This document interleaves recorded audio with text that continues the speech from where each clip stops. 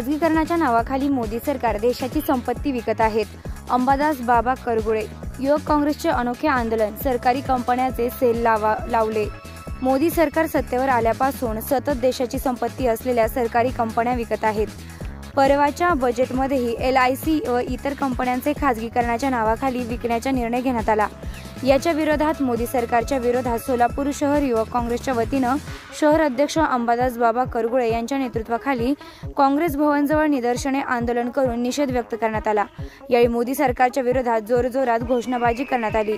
यावेळी बोलताना शहर युवक काँग्रेसच्या वतीनं अंबादास बाबा करगुळे म्हणाले की काँग्रेसने काय केले असे विचारात व खोटे नाटे आश्वासने देऊन मोदी सरकार सत्तेवर आले.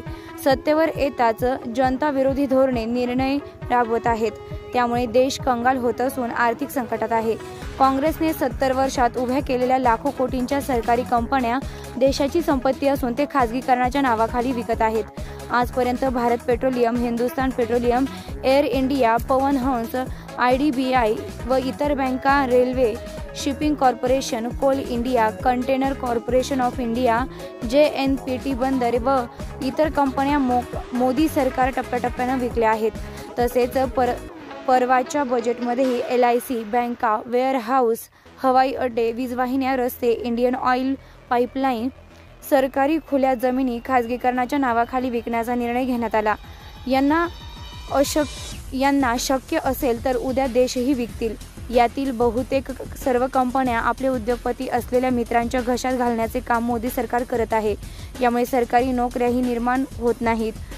नोकऱ्यांमधील आरक्षणही संपणार आहे. याचा विरोध करण्यासाठी मोदी सरकारचा निषेध करण्यासाठी निदर्शने करण्यात आली आहेत.